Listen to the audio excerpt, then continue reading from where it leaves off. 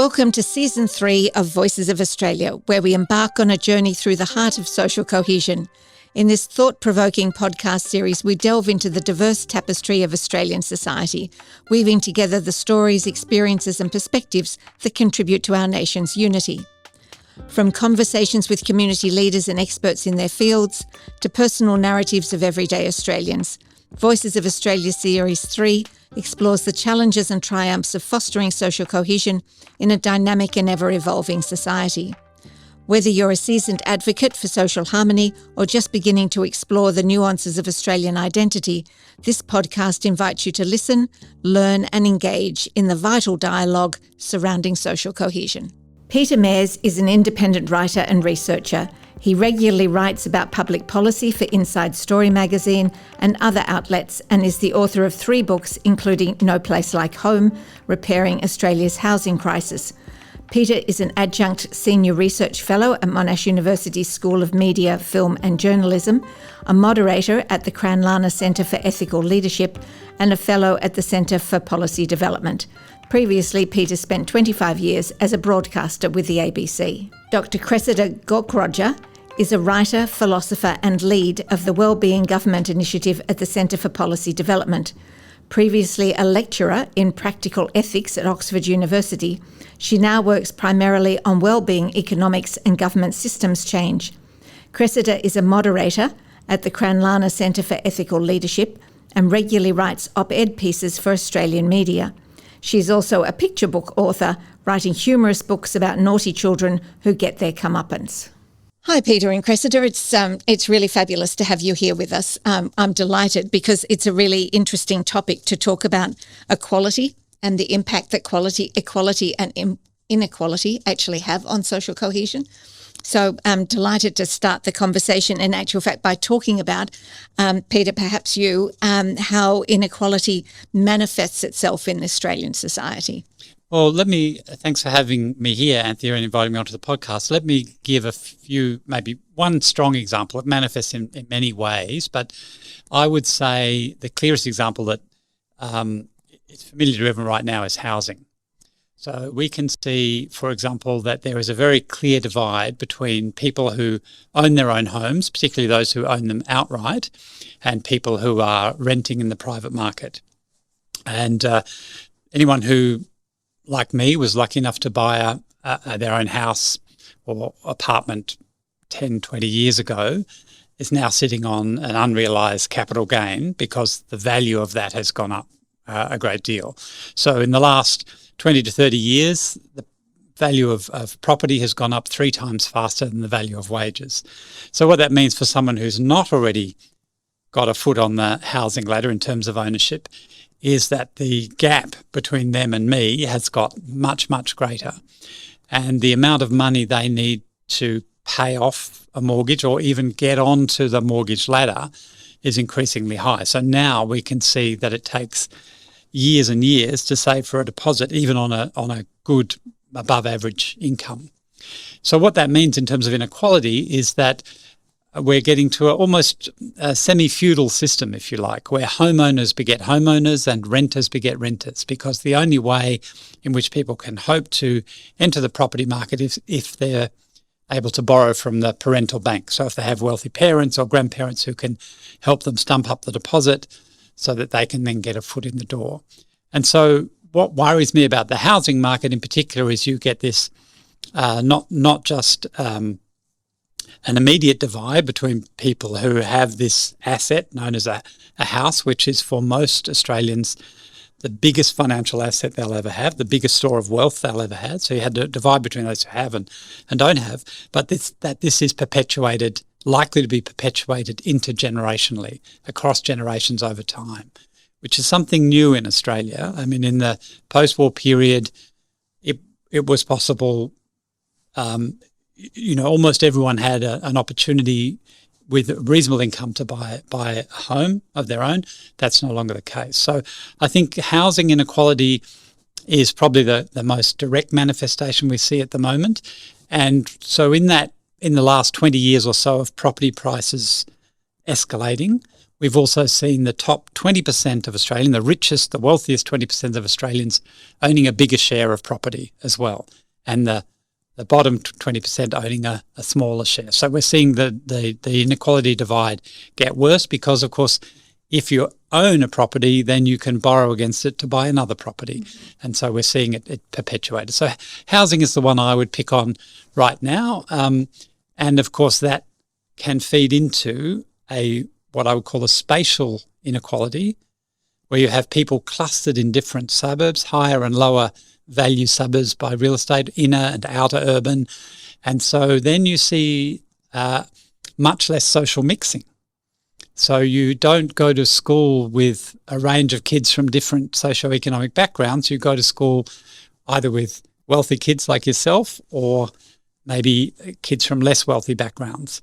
And so we then see the segregation in the school system that then also perpetuates this inequality over time. And there's quite a bit of evidence that suggests if you don't mix with people who are different to you, then you have less empathy for them, less understanding of them, and so on. So that's why I would pick housing as my first example of how inequality manifests. So from the Scanlon Monash survey, we know that more and more people are becoming more and more aware of this differential gap that you just described. What do you think the impact of that is, as in are there pros and cons of the population being more and more aware of that inequality? I think there are pros and cons. I guess the pros would be if the awareness of the inequality leads to action to redress the inequality.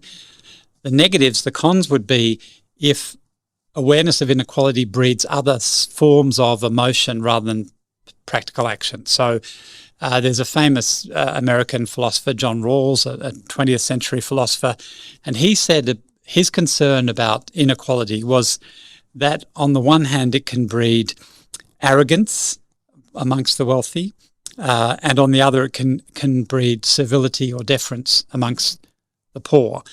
But we might also see anger and resentment amongst the worse off, and contempt and mockery amongst the rich.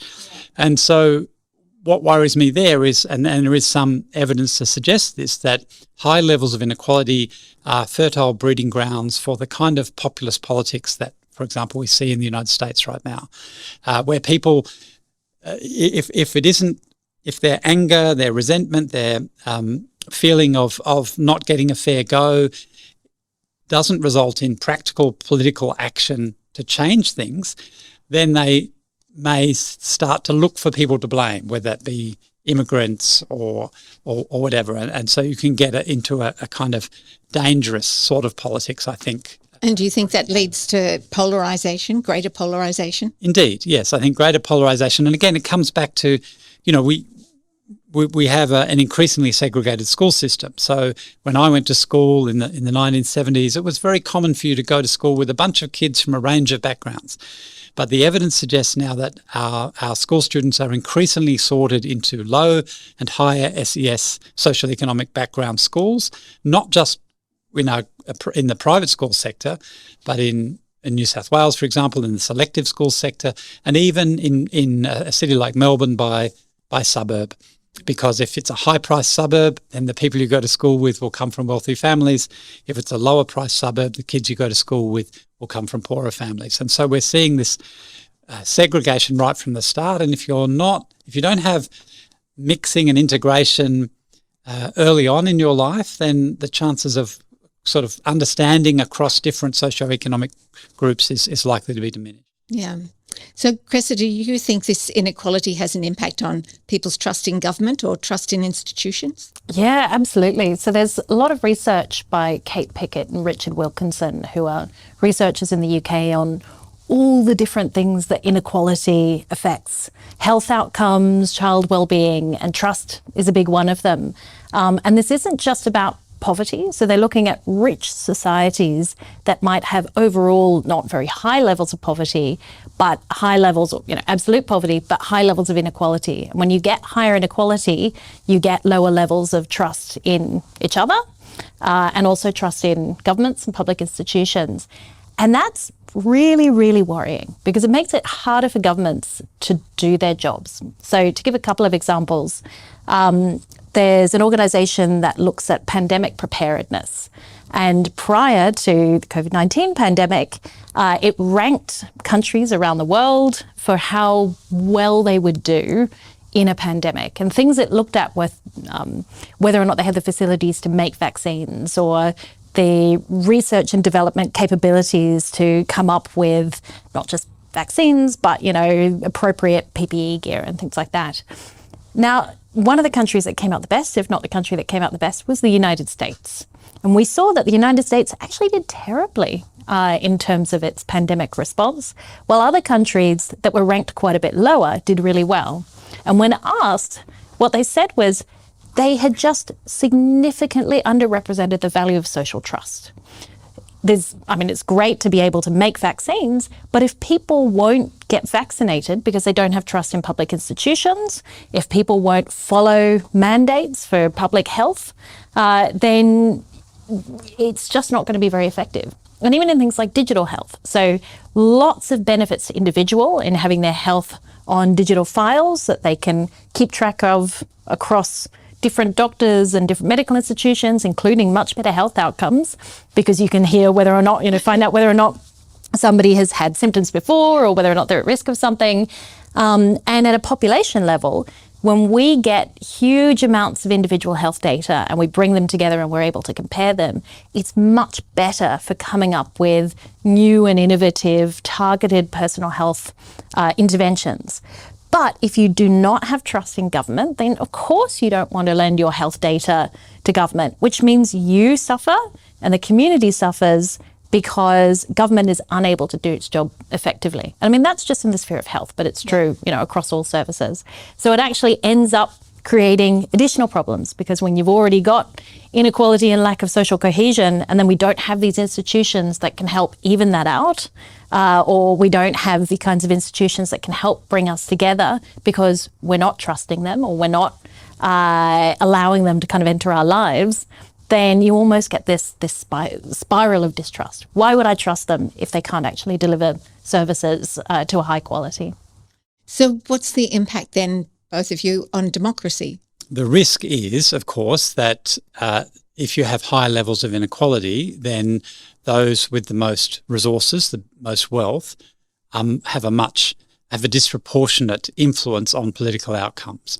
Now, in Australia, we have an ongoing discussion, for example, about putting spending caps on political campaigning or donation caps and so on. And I don't think our system is very good and could be greatly improved. But even if we had a much tighter regulation of electoral donations and electoral spending, you would still see, in a highly unequal society, you would still see the wealthy having a disproportionate influence on politics, because, let's face it, free speech is all very well, but the more money you have, the louder you can talk. The more access you have to the media, the more influence you have, the more likely you're able to open doors and so on. So high levels of inequality do threaten democracy at its foundation. So if we look, there's an interesting exercise you can do. If you had a parliament of 100 people, then you would hope that those 100 people would more or less represent equally, fairly evenly, the different elements of society. But if we think about how wealth is distributed in Australia, if we allocated the places according to wealth, which we don't do, but then 62 seats would go to the top 20%. 38 seats would go to the next 60%, and the bottom 20%, the poorest 20% of the country, would have no seats. So that's a way of thinking about how, well, if money is influential in politics, then we have to be very cautious about the ways in which our politics may evolve if we're becoming an increasingly, or have high levels of inequality, because, money is a powerful thing, and money buys you influence. So, Cressida, if I ask you about inequality and democracy, what do you think the relationship is? I think Peter's right that there are the obvious ways in which, if you have higher rates of inequality, it might undermine democracy, and also, the kinds of conversations that you want, so that this isn't just about people voting in their own self-interests or in their short-term interests. We actually want people engaging with broader ideas and thinking about the broader community and their long-term interests. And that's much harder to do if you feel like you don't have the kind of cohesion that is going to be undermined if society is unequal. There is another way in which inequality, I think, feeds into lack of democracy and decision-making. So there's a lot of emphasis in contemporary wealthy countries on growth and seeing growth and increase in GDP as a way of lifting all boats, say, which we know is actually not the case. So you can have, in wealthy countries, you can have very large GDPs where you have very high levels of inequality, low levels of positive health outcomes, such as the United States. And you can also have countries that have significantly lower GDP, but have much better outcomes on a lot of those kind of well-being spheres, places like Costa Rica. But another problem with GDP is if you say to people, what we need is growth, and so as the economy grows, your lives should be getting better. And for most people, they don't see that change, right? Mm-hmm. And particularly when a lot of growth is concentrated in the hands of the very wealthy or those who have lots of capital. And if the thing that we're aiming at is growth, so the amount of money that's being generated in the economy every year through, new work and producing new things, then we're also going to emphasize in our political decision-making those institutions that create more money, those individuals who earn more money, not intentionally, but it's just a byproduct of focusing on the amount of money that's out there rather than the individuals who are there or, what kinds of needs individual communities have. So the way in which inequality all the way through the government system can actually manifest in terms of decisions being made in favour of or in the interests of those who already have more power and who already have more money is quite surprising once you start digging through it. And if I can add, Anthea, too, that high levels of inequality are bad for economic growth even. So even if we were wanting to drive economic growth, what we see with high levels of inequality is that the wealthy tend to hoard their money or spend it on super yachts or overseas holidays or whatever. If that money is redistributed more evenly across the economy, then other people will spend it and that generates jobs and income. And I think one of the key points Cressida raised there was, the idea of if there's growth but I'm not seeing any benefit. In Australia, and if we bring it to Australia and Australia's notion of democracy, we have this very strong notion of a fair go. You should get a fair go. If you work hard, you should be able to get ahead. Everyone should, anyone with talent should be able to get a spot in the football team or whatever. But we see, for example, that in Victoria, 11 top private schools generate 25%, a quarter of the draft picks in the AFL. Mm-hmm. They are the schools with the most coaching resources, the most playing fields, and they probably select and give scholarships to highly successful potential footballers. So it's not an even playing field. And I think if people feel that your ability, that we're not a land of a fair go, but actually your ability to get ahead depends on who your parents are or which suburb you live in, then we really are undermining that sense of social, or the potential for social cohesion, and setting ourselves up for conflict and misunderstanding and all the kind of things that Cressida has been pointing to, where people feel resentful, disenfranchised, alienated from the mainstream and so on. So can I ask you both perhaps how you would describe social cohesion, since it is sort of one of the key topics that we discuss. So how would you go about describing what social cohesion is or should be? Well, it's a tough question, isn't it? I mean, because I would say Australia has a pretty good record on social cohesion. That is, so there's lots of ways of thinking about this. In some other countries, notably, say, the United States, you might see that class or economic roles are racially segregated. So a lot of lower income workers, low wage workers, will be African American, for example. And so you get not only a class-based segregation, but an ethnic segregation or race-based segregation as well.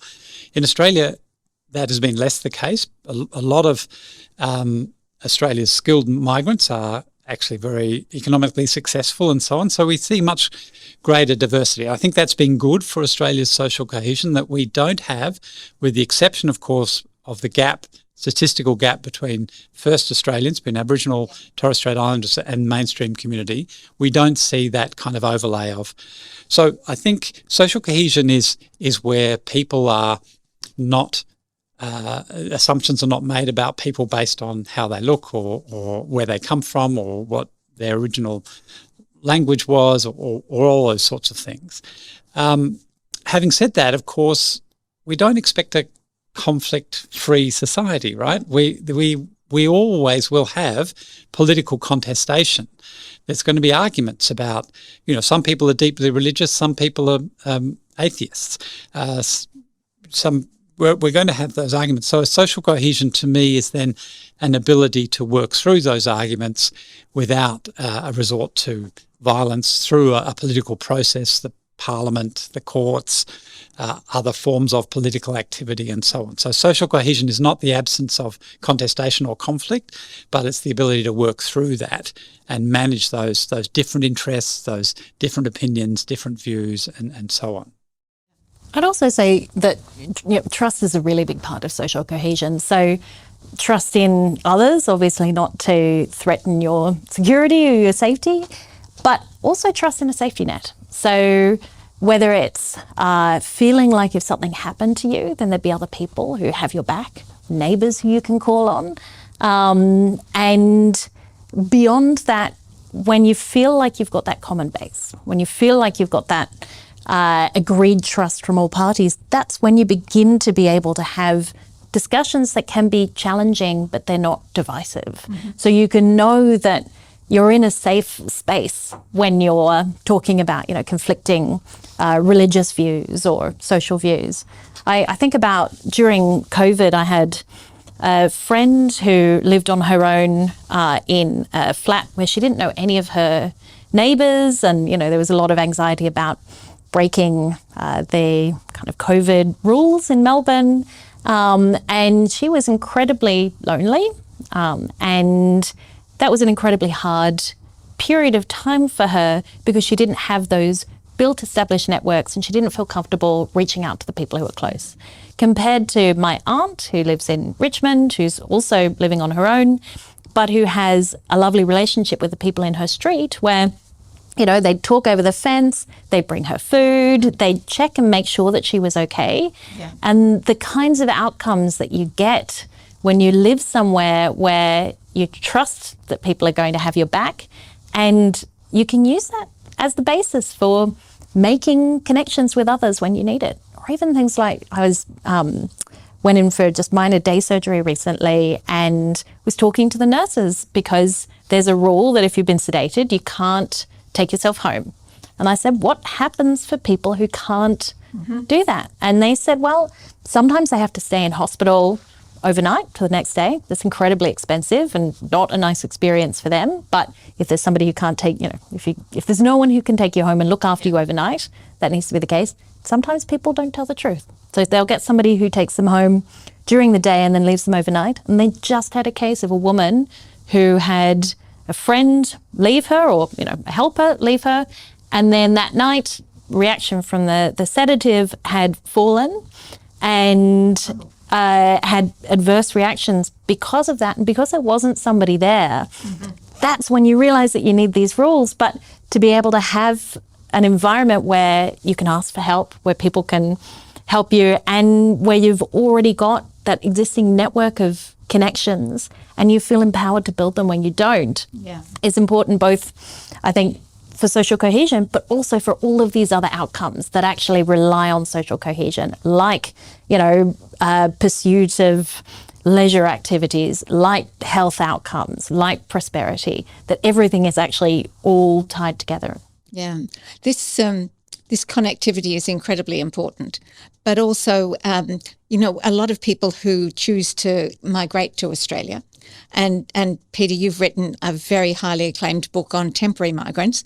It's interesting to think how they view Australia from afar and aren't necessarily aware of these elements of inequality that might exist within society. So how do we go about, one, trying to encourage connectivity, but at the other side, trying to manage expectations and how they can perhaps deal with some of those things that they're coming here with huge expectations about how well they're going to do, how well their children are going to be educated, those sorts of things. How do we deal with all of those different components? Yeah, I think it's hard because there's a conflict between, for example, Australian universities promoting themselves overseas to woo students to come to Australia, and an honest sort of providing those potential students with an honest appraisal of the challenges of living in Australia, whether that be the cost of housing or, exploitation in the workplace and all those sorts of things. So there's, I think, a real tension here. And actually I would say too, before we talk about managing expectations, that what we are seeing in Australia, I talked earlier about how there's not a clear overlap between low-skilled, low-paid work and ethnic origin or migrant group, but we are seeing, of course, temporary visa holders occupying some of the dirty, dangerous and difficult jobs. So if you look about Melbourne, you'll see now the explosion of fast food delivery riders. It's dangerous work. Often we're seeing delivery riders in accidents in the traffic. They're working to an algorithm. They've got to deliver a certain amount of food very quickly to make money. So we are seeing actually lower paid sections of the economy now occupied by people who are temporary. And then the fact that they're temporary means that they have there is no obligation on the state to provide them with any kind of welfare, unemployment benefit, medical care, and they're expected to look after themselves. And then that, I think, bleeds through into a general attitude amongst Australian permanent residents and citizens. Well, these people have chosen to come. They need to look after themselves. If it's too hard for them, they shouldn't have come here. And so we risk breeding that sort of contempt. And it's very difficult to know what to do because a temporary migrant is a temporary migrant, not a permanent resident. They're paying taxes, but they don't get access to government benefits. And finding our way through that conundrum, I think, is extremely difficult. But I do think that there needs to be, I mean, for many temporary migrants coming to Australia, they might find it's not as great as they expected, but they're making their own assessments and calculations. Well, it's good here. I'm earning better money than I would at home. I'm getting a qualification. The weather's great, whatever it may be. Or there may be certain freedoms that they have here that they may not have in the country they come from, just to express their identity, their sexuality, their religious belief or disbelief, and so on. So there are all sorts of reasons people come, and I think some level of explanation in advance to people would help, but people also do a lot of their own research, as it were. Yeah. Cressida, what do you think about this sort of, I don't want to say truth-telling, but at what point how do we go about managing those expectations about what is and what isn't? And I guess in actual fact, now I think about it, many decades ago, the level of inequality or the difference between the rich and the not so rich was much smaller than it is now. And yet over time that's increased. Is there a possibility of going back? Is part of our reputation built on what we were? And do we have the opportunity of actually changing that based on whatever we do in regard to our population management? All right, two big questions.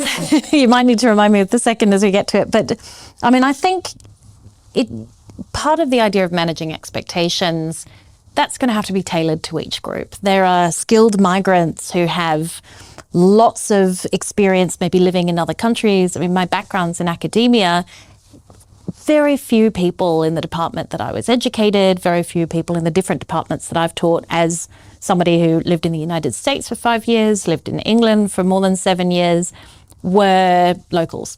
So there were, a couple of Australians and then people from all over the world. Yeah. And that's a really interesting case study, actually, because there is a bit of a shared culture. So there's a shared intellectual culture and a shared identity that comes not necessarily from national identity, but from, common interests in academic pursuits. Certainly as somebody who in Australia didn't feel fully connected to Australian culture, because things like sport and some of the kind of more masculine dominant, mateship, those kind of ideals, eating meat pies and things as a vegetarian kid, those weren't the things that I had an affinity with. But the international culture of, academics coming together because their intellectual pursuits are what motivate them, that's, known in advance, and that's an incredible rich way of building this very different network of people.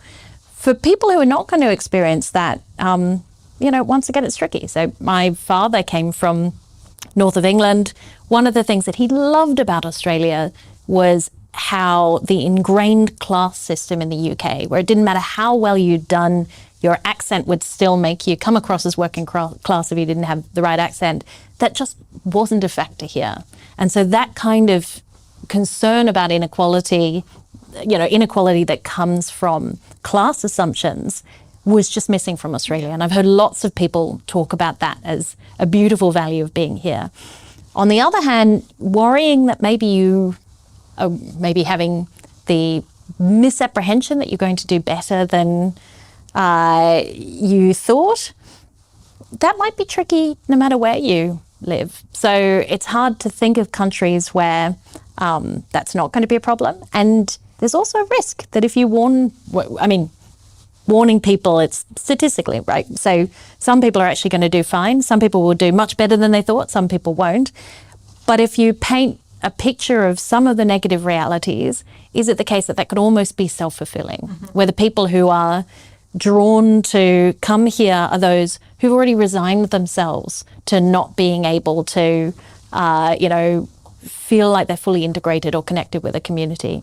So I don't know what the answer is, but I think taking a step back and thinking, wouldn't it be great if we didn't have to explain this? What kind of a society would we actually need to have? How would government, how would the economy, how would kind of social networks need to operate so that we can say to people, your expectations are correct, that actually you and your children will have a home here and you'll be able to pursue the things that you're interested in and be able to live comfortably and be supported. As I predicted, though, I've forgotten your second question. I was just thinking intergenerationally, because for quite a few different groups that might arrive here, they are coming from all sorts of places for all sorts of reasons, but mostly because they want their families to do well. They actually want to be able to pursue their own aspirations.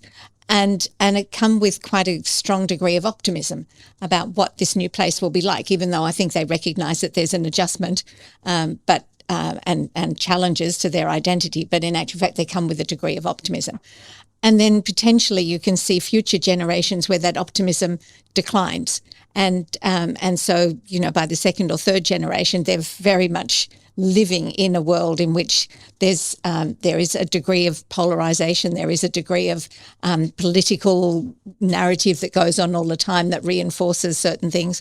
How do we go about thinking about the role that optimism plays in dealing with inequality? I was reflecting on my own parents who migrated to Australia in the 1950s. Well, they didn't think they were migrating, actually. They thought they were coming here because my dad had a job for a couple of years and then they go back to the UK. So I think we also have to remember that people's intentions change and as they spend time in Australia, they may have not intended to stay, but then when they get here, they love it and they decide.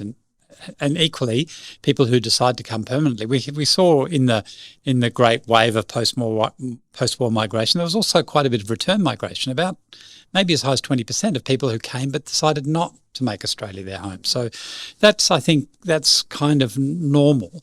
I think optimism comes from an ability to give people a real sense that, to go back to the notion of a fair go, that they will get a fair go. So I think the optimism flows from the public policy rather than the other way around. I don't think you can make people optimistic if their life chances aren't very good.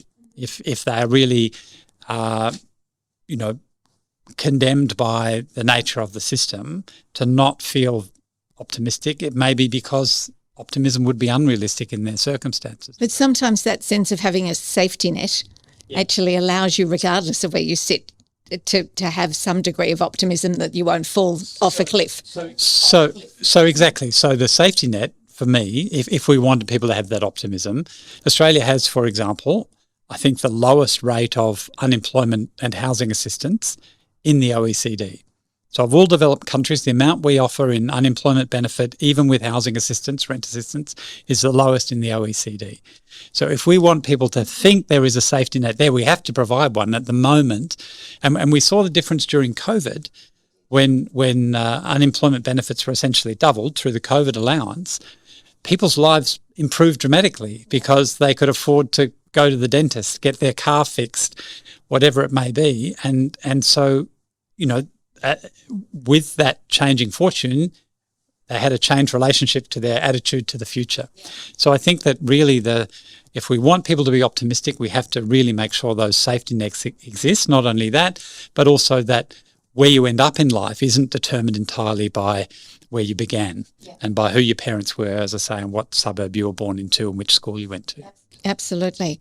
Both of you are involved with the Centre for Policy Development, and you've both had a role, or at least I certainly know you have, Cressida, in the wellbeing budget, or the Measuring What Matters framework, which is quite comprehensive when it thinks about all the indicators it wants to measure across the population.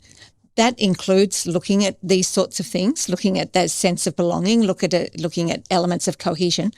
What do you think, how practical do you think that is? And do you think we will see a wellbeing budget sort of be rolled out, given that we've just seen another budget come out that wasn't a wellbeing budget, but it may well have been informed by a lot of that work that's going on?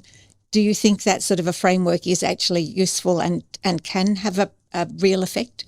Yeah, so maybe to take a little step back. So in the Wellbeing Government Initiative at Centre for Policy Development, what we're advocating for is governments taking what we call a wellbeing approach to government.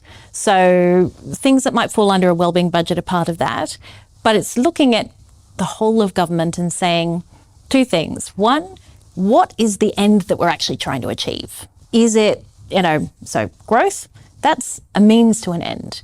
Growth is good if it promotes, greater prosperity in the population and, better outcomes, maybe more tax intake so that we can better support services. But it's not good if it doesn't do those things, or if it does some of that, but at the expense of environmental sustainability or equity. So what's the thing we really want to aim at? Well, it's the well-being of the population, and well-being understood in a broad sense. So it's providing people with the ability to live the kind of life, in Amartya Sen, philosopher and economist's language, that they have reason to value. But in other terms, what do I need to live a good quality life? What do I need to live, a happy, fulfilling, flourishing life? So money's going to be part of that, and health, but also education, connections with other people, feeling valued, equality, living in a sustainable environment, having leisure time, all of these things. You can't take one of them away and be able to fully thrive. So that's the thing that we're aiming for. But then a wellbeing approach also tells us how governments should look to get there. So they should focus on prevention and early intervention rather than just treating acute need. We know that obviously if you intervene early, then bad things don't happen in the first place. But also it's often much cheaper to intervene early. Taking a long-term approach and thinking not just, 4-year budget cycles or election cycles, but thinking of future generations and how we make sure that anything that we've got in well-being is sustained for the long term, involving the people who are most likely to be affected by decisions and decision-making. They often have the best understanding of what the problem is and how we need to address it, and focusing on those interconnections between these areas. Holism, breaking down silos between departments, that if I want to improve education outcomes, then of course I'm going to have to look at health. And of course I'm going to have to look at things like child poverty. And of course I'm going to have to look at built environment, how accessible are things? Are people passing areas of high air pollution on their way to school? So to bring it back to what the Commonwealth Government's doing with Measuring What Matters, one first step that countries around the world often take in trying to shift to a wellbeing government approach is they say, right now, our main measure of success is a bunch of different economic figures. So it's all about, GDP, it could be jobs numbers, and we think that those things aren't going to accurately capture all the things that are really important. So typically countries will put together a dashboard of indicators, and they will, as you say, look at things like social cohesion, health indicators, jobs indicators and prosperity indicators, education indicators, sustainability indicators. And that's the step that the Commonwealth Government has taken as their first step. I know that they're looking really hard at what the next steps are. And those are often very tricky, right? Those are the ones where you say, all right, we've got to change practice in government. We've got these areas that we know are important, but in some ways you might say, well, don't we already have departments working on that? So don't we just have a health department that's already working on health? Why should they, how can we change practice? And changing government so that you say something like, one of the things we know about health is that certainly over half, possibly up to 80% of the determinants of health outcomes are social determinants. They lie outside of the capacity of the health system. So if we want to improve health outcomes, we should be looking at things like transport and education and social services and, all of these different areas. So if we want to take a wellbeing approach, and that's an area that we think is really important, we need to make sure that we're connecting those departments together, that we're doing it in a way that's informed when we have policies that affect individuals and communities, informed by the knowledge that those individuals and communities already have. And so I think what we're going to see, if the Commonwealth Government does this right and thinks about it right, is something that's going to look like slow change. So they'll continue to report on these indicators, but a lot of the internal work, we want to see not just better policies, more good policies being chosen, but more good policies being developed. And that's going to be changing the ways that they're working. It's going to mean real cultural change in government, changing the way in which ministers work together and work with their departments. And so, we're really hoping and trying to support Commonwealth Government, but also governments in states and territories around Australia. The ACT, for example, has one of the world's leading wellbeing frameworks that has many different components to it, including that you have to do a wellbeing impact assessment every time you submit a policy proposal, but trying to connect them together and talk about all the little things that you're going to have to do alongside the big things, so that the way in which policies are even thought of, the way in which we define the problem. So is the problem getting from A to B quickly, or is the problem that we need sustainable and safe ways that people can be connected to employment, family, community, leisure activities? If you define them in different ways, A to B, that's all Transport Department. Yeah. Whereas the other one, you're going to have to bring everyone together in a room and think about different and innovative ways of addressing these kinds of challenges. So, Peter, you've been a journalist for many years. What do you think some of the hurdles or problems or difficulties that need to be overcome in order to achieve the sorts of things Cressida's just been talking about? I think the obvious one is how ingrained we are in a very simple reckoning of what progress looks like. And the simple reckoning is GDP growth. I mean, we've got this very narrow measure. And, the GDP of your economy grows if you have a massive chemical spill you have to clean up, because there's all the work and employment that goes into cleaning it up. Wars can be good for GDP because of the armaments manufacturer and so on. So GDP is a very narrow measure, but it's the one that we're at the media is so ingrained in reporting, along with inflation and unemployment. These are the three kind of metrics. So we need to along with slow policy development, we need, I suppose, a dawning understanding of a broader understanding of what social progress might look like, and that it's not as simple as GDP numbers.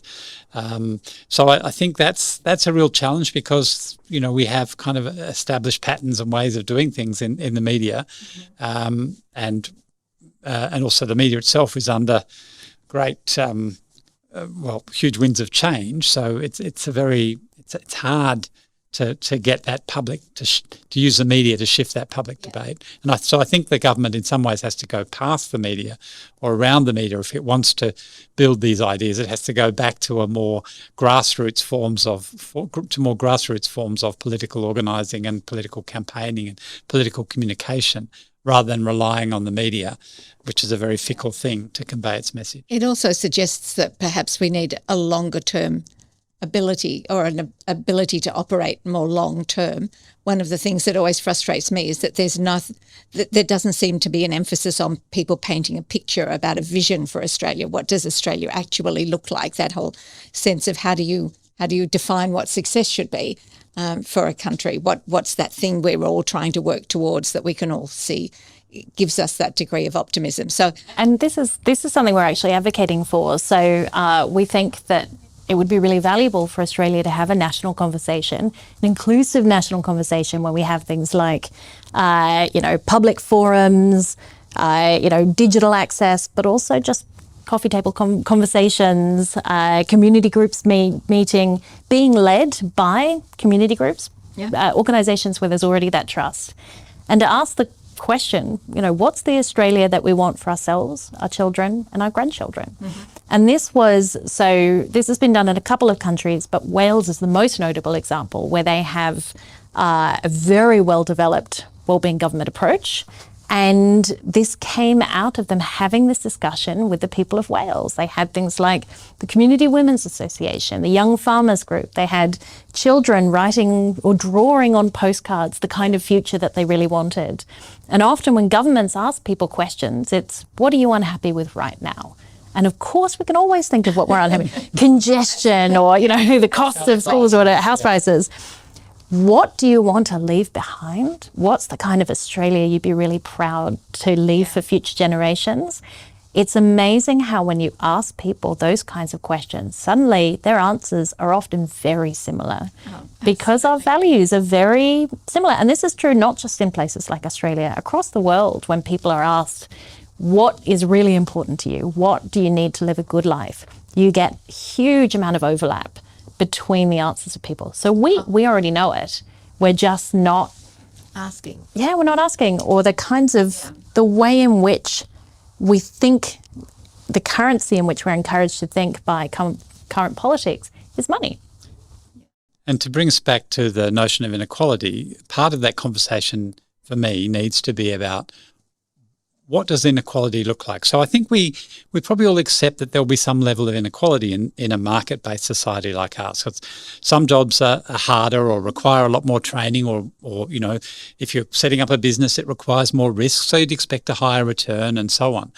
But there's an interesting thought exercise we can do. We can say, well, there's a thing called the Gini coefficient, which is a measure of inequality. And zero, I hope I'm going to get this right, zero is absolute equality. Everything is shared equally. And one is absolute inequality. That is, one person owns everything. Now, I think we can all agree, none of us want one person to own everything, and everything being actually perfectly equally shared is unrealistic and possibly even not what we want either. So we need to have a discussion then, but what kind of inequality do we want? Do we want a situation where the CEOs of the top 100 ASX companies earn 55 times as much as an average wage? Or would 10 times as much be adequate or appropriate? And I think this is, as part of the conversation Cressida's proposing, that's a reasonable question we can all have a view on. What level of inequality is too much, and what level of inequality might be ideal or the best of all possible worlds for us. And I think that's a good conversation. I think the one thing we don't want is for 90% of the assets to be sitting with 10% of the population. So it's been an absolute pleasure to talk to both of you. But just as a final question, I'm really going to ask you whether or not you are optimistic about Australia, and particularly in the space of equality. Are you optimistic, and do you think we have a reason to be optimistic? I would have to say I'm not particularly optimistic at the moment, because I think that we are unable to talk about the one thing we need to talk about to address inequality, and that's taxation. Fundamental tax reform is, we talk about addressing bracket creep and things like that, but actually a more thorough discussion about tax reform, how we tax housing, how we tax wealth, how we redistribute. I think this is a conversation we need to have, but we're not very good at having it, and it always becomes about winners and losers rather than the kind of idea of what kind of Australia do we want to live in, and what do we need to do collectively if we're going to get there. Yeah. So I'm not hugely optimistic, but on the other hand, if I look around the world, you can see examples of where things are done well. Cressida gave the example of Wales. We see other countries where education is much more egalitarian, Finland, for example, and much higher quality. So there are models we can draw on, and so I hope we can take the lead from drawing the best of those examples and bringing them into an Australian context. I'm a natural optimist, so I think we have seen this growing movement around the world where countries, and more than half the OECD countries now have advanced wellbeing frameworks. These kinds of changes, they take a long time. Things that you bring in might not always work. You've got to be willing to step back, revise, take ownership, learn lessons. But I see a lot of this in Australia in my work, and I see a lot of movement in direction of support of these kinds of changes of government, not just in government, but in NGOs, in peak organisations, in unions, just across the board in lots and lots of businesses, that we want to see a different way in which the economy works and a different way in which government works. And I think we're beginning to find out how to do that, even if it's going to be hard. And I think the way in which politics is set up in Australia will make it tricky, but I also think, the move away from major parties is a way in which people might be showing unhappiness with the status quo. And maybe we can see that beginning to be reflected in policy positions or approaches. I would say that my one big concern is, so we've been talking about wealth inequality, but I think, climate change is going to massively have an impact, disproportionate impact based on wealth, but also based on where you're living. It's going to create health inequalities. And Australia is already beginning to feel that, and Australia is going to feel that a lot more in a very, very short period of time. I'm sure it will happen in my lifetime, and I have no doubt my own children, who are still quite young, are going to be affected by this. And how we deal with that has to be part of this conversation, because I think we have an opportunity to move towards more trust as the government does, provides more for people, as businesses provide more for people. Things can really move in the right direction, but this big spanner in the works is already floating through the air at us, and that is also creating a feeling amongst young people that it's not just an inequality in wealth that they're facing, but also an inequality in the thing that they're being left behind, that the world that their parents have or their grandparents had is very different to the world that they're going to inherit. And, that is my fear, that could exacerbate these problems. But I hope that we're on the path to bringing people together enough by the time the worst of it hits. And obviously I hope that we avoid, terrible consequences, but that this is actually a moment where we can band together, support each other, and try to save the planet. What a lovely thought to end on. Thank you very, very much. Thank you to Peter. Thank you to Cressida. It's been absolute pleasure to have this conversation with you. So thank you very much. Thank you for listening to our Voices of Australia podcast. For more episodes like this one, you can visit the Scanlon Institute website at scanloninstitute, or one word, .org.au.